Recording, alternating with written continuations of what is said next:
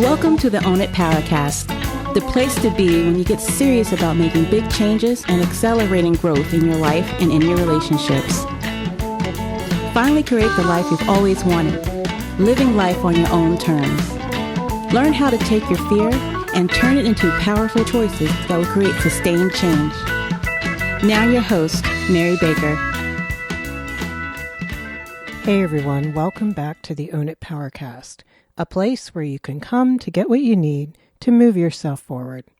Hey, it's Mary Baker, and welcome to episode 50. What really is healthy communication? Okay, so this month I'm going to get down into a topic that I am asked about the most, and that is, what's the difference between healthy and unhealthy communication? And Mary, how can I become a better communicator in my close relationships?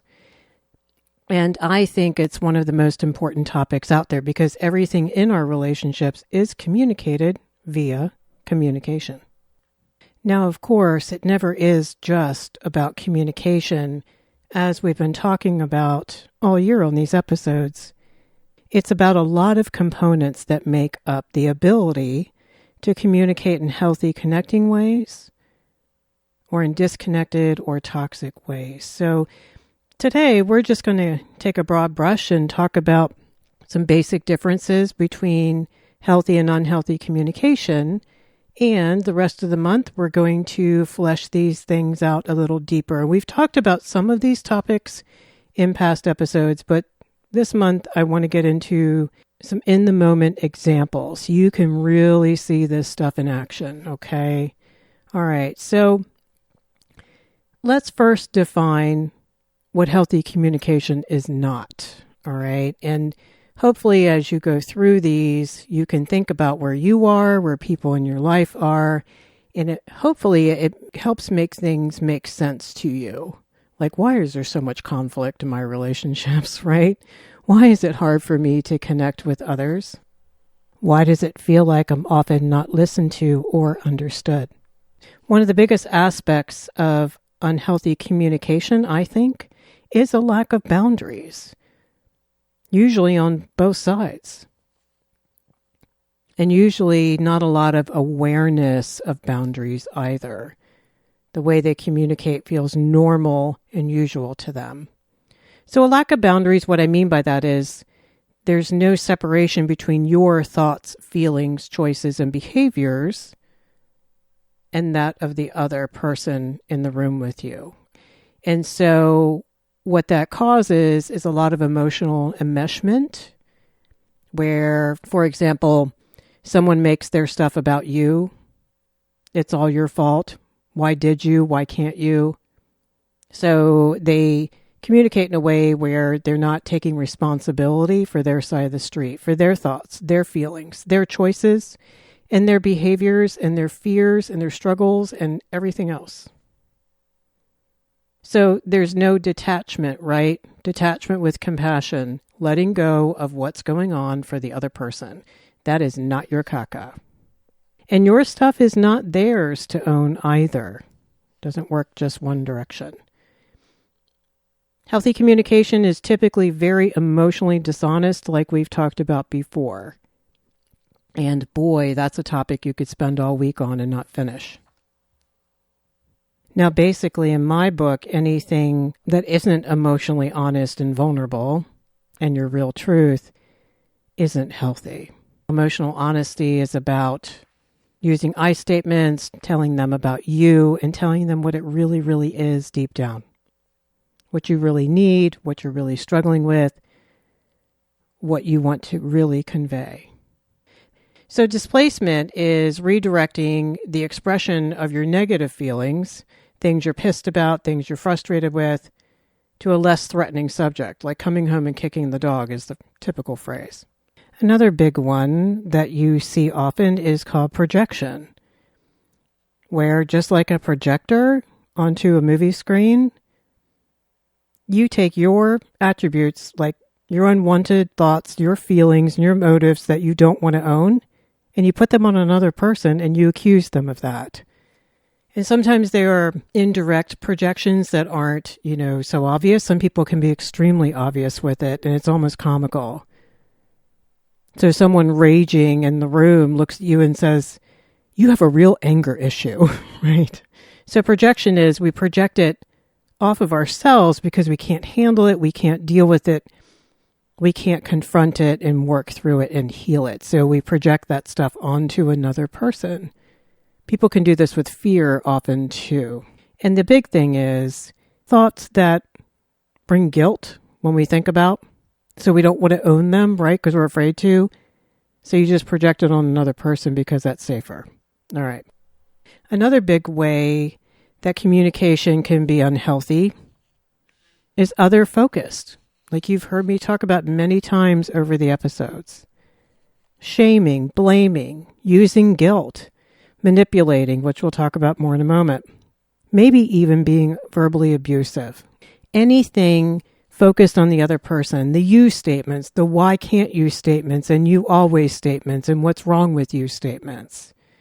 Focusing on their thoughts, choices, feelings, and behaviors, and typically with some judgment behind it, right? And it's kind of hard for people not to feel attacked or put their defenses up when you're focused on them. And you've heard me say before, the other thing that makes that feel really unsafe is it's not even the truth. It's so emotionally dishonest. When you tell someone about them, that's on the surface. Maybe something that they did to disappoint you. But underneath of it is really about you, right? Your disappointment. You feeling hurt. You not liking that you're disappointed. You not wanting to face the reality that they let you down. So emotional honesty means I tell you that instead of what's wrong with you. All right. So shaming, blaming, guilt, manipulation. Not okay. Not okay. It's very toxic. Another obvious one is acting out. And acting out means instead of, thoughtfully getting straight with yourself around what you're feeling in the moment, like, I'm really feeling frustrated right now. I'm really feeling scared. I'm angry. I'm mad at myself. A lot of times when people are feeling not good enough, like they screwed up that day, maybe they didn't do something perfectly. So there's this overwhelming shame that comes up that they don't know what the hell to do with. So instead of dealing with that, they act out instead because it's safer. Let me have a tantrum so that you have to stop what you're doing and take care of my feelings because I don't know how to sit down at the table and say, I'm really having a hard time today. I'm really disappointed in myself. See, that's really vulnerable. And when people grow up in families where it wasn't okay or safe to be vulnerable and none of that behavior was modeled to you, usually acting out was modeled to you. So that's what you're going to do to express yourself. So actions instead of facing uncomfortable feelings, and another way to really act out is having a disproportionate emotional response to something. This is the most common where people really lose their shit over something small. And everyone in the room is like, whoa, that really doesn't feel proportionate because we don't get that gut twist when someone is really upset around something huge, right? Something awful just happened and they're really angry or they're really scared. And that doesn't flip us out because we get it. We're like, well, yeah, in your shoes, I would be that angry too. It's pretty proportionate to what's going on. When it's disproportionate, it feels emotionally unsafe because it's not emotionally honest, right? They're not coming clean with themselves or with you about what's really going on, like what they're really thinking and feeling and struggling with. And even after an argument, when people will finally drop into, I'm sorry, I was just really upset about X, right? And then you can connect and then it makes sense. So the emotional dishonesty of acting out makes it emotionally unsafe because it puts eggshells on the floor because people don't know what's really going on and it makes them feel uncomfortable and they have a hard time trusting you too, is the other thing. It's not okay. It's not okay to act out our stuff as well because No one asked you to do that. No one said, hey, why don't you just go lose your shit and have a tantrum at dinner, okay? No, you really create emotional unsafety for people, especially if you have kids. Grown-ups is one thing, but kids are another. So we really want to pay attention to that. And if you grew up with that, think about the uncertainty and the trust issues that created for you. Trust in terms of, can I count on dad being grounded and serene even when he was upset? He could have said, well, I'm really angry right now, but he didn't blow up. He didn't throw dishes on the floor. He didn't scream at mom, that kind of thing. So we could trust him to be emotionally mature, right? So acting out is not okay. Acting out takes hostages. Speaking of hostage taking, that's a big one in my book. And hostage taking can be misunderstood. So I want to explore that a little bit, okay? So hostage taking in a relationship means emotionally hostage taking. You're dealing with a relationship that constantly holds you emotionally hostage, typically because the relationship is a constant drain on your energy, your confidence, your excitement. You're always on guard. You're really afraid to say or do anything because you fear their reactions. You're a hostage right there. Your behavior depends on what someone else is going to do or not going to do. You're in trouble. They say things to make you question your reality. They may withhold information, trivialize your feelings. There's always constant crisis going on that you have to jump in and rescue and get caught up in the swirl like we've talked about. It's not safe. When you're a hostage, you're not in a place of choice, and neither is the other person. You're basically being manipulated because you're afraid. Well, crap, it's a catch-22, Mary. If I tell her the truth, she's going to get angry. If I don't tell her the truth, I'm just going to resent her and I don't want to spend time with her. So to not be a hostage, we have to own our choices and own the risk that we take, and whatever outcome's going to fall, we embrace that. All right, so another obvious one is healthy communication is not passive-aggressive or aggressive. So there's passive-aggressive behavior, there's aggressive behavior, and then there's assertive. And assertiveness is something I think I work with the most with my clients. And ironically, it's one of the assertiveness episodes are the most downloaded of the podcast. So obviously, it's a hot topic and one that I don't think there's enough great teaching around. I think it's misunderstood, it's misclassified, especially for women. Assertiveness has gotten a bad rap over the past 15, 20 years because it's meant to be equated with aggressiveness or being bossy or controlling. And assertive is not controlling at all. And I'm going to tell you why in a moment. Passive-aggressive is controlling as hell. Avoidant behavior. You're trying to avoid the outcome, remember? You're not direct with that person. You sigh and you roll your eyes instead of asking for what you need. You turn heel and slam the door to get your power back in an argument that you can't handle. Because you can't handle being vulnerable.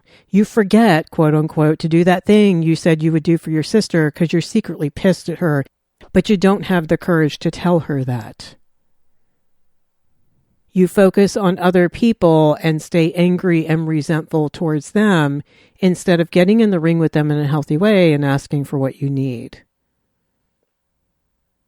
And the big one is triangulation. And I'm sure you've probably heard some version of this, but triangulation basically is when someone comes to you to talk to you about him. Instead of going directly to him and dealing with him, they don't do that. They come to you and they complain about him.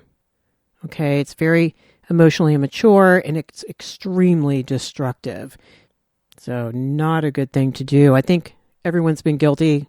Anyone who went through 5th grade has done that, right? But the expectation is when we become grown-ups that we outgrow that and we deal with people directly. All right, so in triangulation, there's like 3 roles. And the first one is the wronged, right? The victim role, okay? And people who manipulate or have borderline personality disorder traits, they do this 24/7. In fact, it's often the only way they know how to operate in relationships. It's very sad and very destructive. So what they do is they are the victim of everyone else and they take zero responsibility. So they come up to you and they talk about how wronged they have been. So basically, they're always a victim and they come to you and they complain, and they can often make up things about the other person to pit you against the other person. That's the whole point, is to pit and split and to triangulate. And so to get you to get on their side, right, and co-sign their BS. And, sometimes they could have some valid things they're upset about or concerned about or need to change, but triangulation never solves anything anyway because no one's going to the person. No one's being direct. So if someone comes up to you and they try to triangulate, just try to nip it in the bud and say, look, this is between you and her, and I'd appreciate if you didn't bring it up with me again, okay? Not cool. Because it just feels so yucky and immediately puts into your psyche information that may or may not be true about the other person. So now it's colored your relationship with the third person. Do you see that? All right, so aggressive communication, raging at someone, reacting very angrily, threatening someone, attacking someone, not okay, very aggressive. I don't think that's as common as passive aggressive, because passive aggressive, you can get the behaviors in under the door, under the radar, and you get your point across without having to own it. A lot of people don't even notice what's going on. They just notice that they feel very uncomfortable around you. So the last one is stonewalling or the silent treatment. The silent treatment shuts down communication. They hold all the power in the conversation because they refuse to talk to you or to deal with it. So you're a hostage, right? They won't work through the argument with you. They will not do the negotiation with you, so nothing gets resolved. Even though that person who is shut down feels anything but safe, it's still not okay. And it kind of abandons the other person. Like when someone shuts down on you, you feel kind of abandoned, right? And I think invalidated. So unless you were like really abusive and nasty to them, but even then I tell people, tell them you're not going to speak to them for a while. Don't just go in the room and lock the door and don't say anything. Defensiveness is one that is extremely common in relationships, and I'm sure we've all been guilty at a moment or two in our life, where we deny and defend against what the other person is trying to tell us, typically about us. And so we have a hard time not thinking that everything is a personal attack and that we have to defend ourselves, right?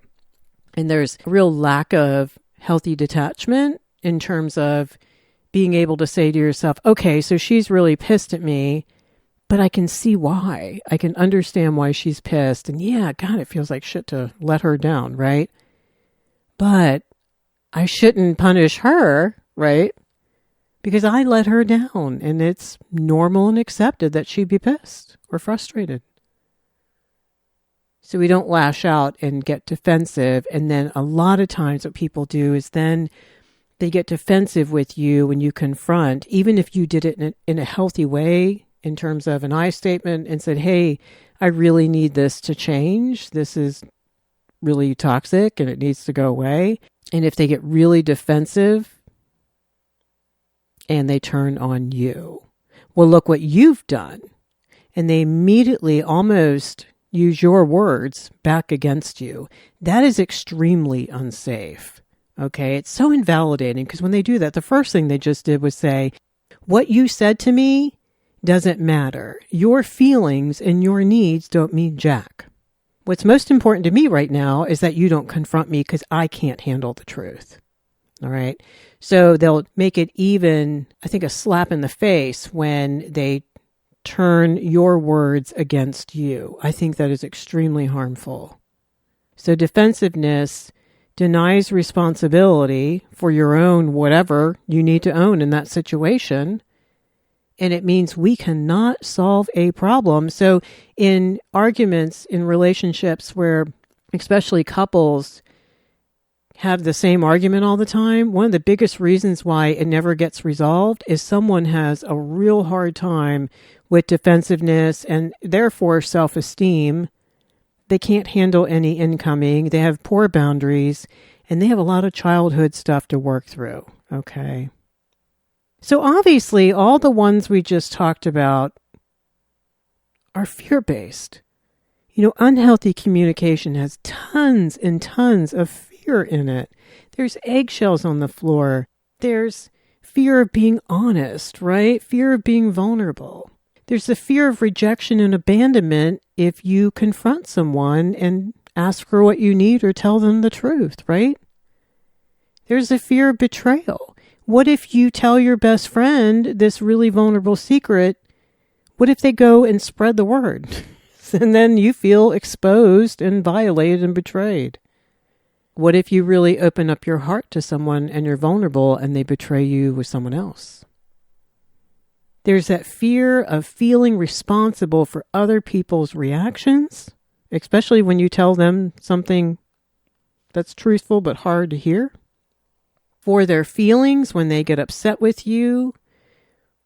For their feelings because maybe you have to hurt their feelings and disappoint them and let them down by saying no to something or to tell them what you screwed up, right? And how they see you. That's hard. That's one of the hardest things for us to detach from. We have some dependencies on how other people close to us see us.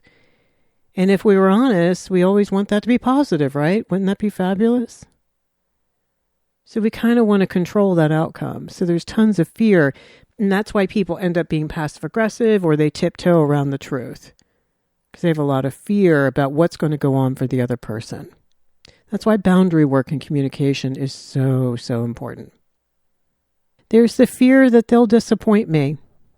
So if I really open my heart to them and I put my needs out there, what if they blow it? Then what? If you've had experiences in the past where caregivers really blew it, this is going to be a big trigger for you because you have experience. Your subconscious is like, yeah, that happened before, okay? And so therefore, there's plausibility that it could happen again. There's fear of vulnerability, right, obviously, but also even the fear of not knowing how to be vulnerable and do it right. So you perfectionists, that can be a really big struggle because A, no one modeled it for you, and B, no one taught you how to do it. And C, you haven't really experienced doing it yet with healthy people. And it went well and it felt great. There's that fear of loss of control. All these things are about control. Dysfunctional behaviors and communication are all fear-based. And they're all based on the fear of not being enough. Like, what if I piss you off and you walk away? Am I going to be okay with me? If I confront you, are you still going to love me? Am I still going to be enough for you to stay? These aren't always conscious feelings that we have, but they can underlie a lot of reasons why we don't get gut level honest in our relationships. All right, so those are some of the obvious toxic behaviors in communication that we're going to break down this month and get into. But what is healthy communication supposed to look like instead? Obviously, healthy boundaries, where you end and others begin. There's healthy detachment. You don't react as much emotionally to what other people are doing or not doing. You do the grief work around that and you can let go. You can say, that's about them. That's not mine. It's emotionally honest and vulnerable. It's the I statements. I need, I love, I wish, I'm sorry, I want, I need to tell you, I appreciate. It's solution focused, where there's a desire to heal and connect and actually work out a solution and have things be okay. And as crazy as this sounds, some people don't want that. They just want there to be problems that they can bitch about and focus on, because what that is underneath is what Brene Brown calls foreboding joy. It's the fear of trusting the good. Can I trust the good? Will it stick around? Or will it be ripped away from me? So it's hard to be solution focused. That's really vulnerable and very grown up. Healthy communication helps us feel safe and loved. That even when there might be an uncomfortable conversation, it's done in a loving, connecting way. And again, it's solution focused. Even if someone lovingly confronts you about a big problem that you're having, because they care about your highest good 20 years from now. They want you to be okay. It's not selfish, right? It's not self-centered or a narcissistic approach. It's very connecting, and there are boundaries, but there's also a we going on. How can we solve this problem together? How can we each take responsibility for our part in this conversation? So it's connecting and it's collaborating. So a big part of healthy communication is the ability to negotiate. And this is something that, especially when I work with couples, I notice a lot of them don't know how to do it. They don't know how to do it without being defensive and attacking and without boundaries, and how to do it in a really healthy, assertive way. And healthy negotiation is all about owning your choices. And we're going to get all into that this month. This is a huge piece, I think, and I think it's at the crux of healthy communication. You stay on your side. You figure out what you're willing to do and you're not willing to do. The ball goes to them. They have to accept where you are. And hopefully they do the same, right? They let you know, okay, well, this is what I'm willing to put up with and what I'm not. And then hopefully that ball goes back and forth enough times where we can reach some kind of compromise or agreement. So the rest of this month, I want to flesh out healthy and unhealthy patterns in communication and get into as many examples as we can. Because we may understand the concept of, let's say, manipulation, right? But we need to see it in action, I think, for two reasons. One is if this is going on around you in your relationships, you can label it and then you can understand, oh, that's why there's so much conflict. That's why I don't feel great. That's why I have so much resentment. That's why I don't feel safe opening up to them, right? And my hope is that you can see some of your own behaviors that you might do, and you can really work on changing those for yourself. So it's not just seeing all this stuff in other people. The harder part and the more meaningful part is seeing where we may slip into some of these too. And again, as you've heard me say, it's not your fault if you do, because boy, you learned that somewhere, probably in your family. And I think it's our responsibility as grown-ups, if we want to connect better, to get better at how we communicate. Because remember, everything is communicated via communication. All right, so thank you for joining me today. I hope you all are staying healthy and grounded and safe and sane. Remember to keep the focus on you and help others. If you're a tribe member, you get the newsletter each Tuesday. If not, just go to www.ownitpowercast.com, go to the show notes for this page, and you can sign up for the newsletter. And each Tuesday you'll get that, which is a link to the podcast episode and any special downloads that might be included. All right. So, pay it forward, keep focusing on you, and I'll see you next time. We hope you took away some useful insights and tools you could begin using right away. If you did, please leave a positive review and share on your social media. Because could you imagine if everyone in your life really got it together? Remember, own it now, so you can really own it later.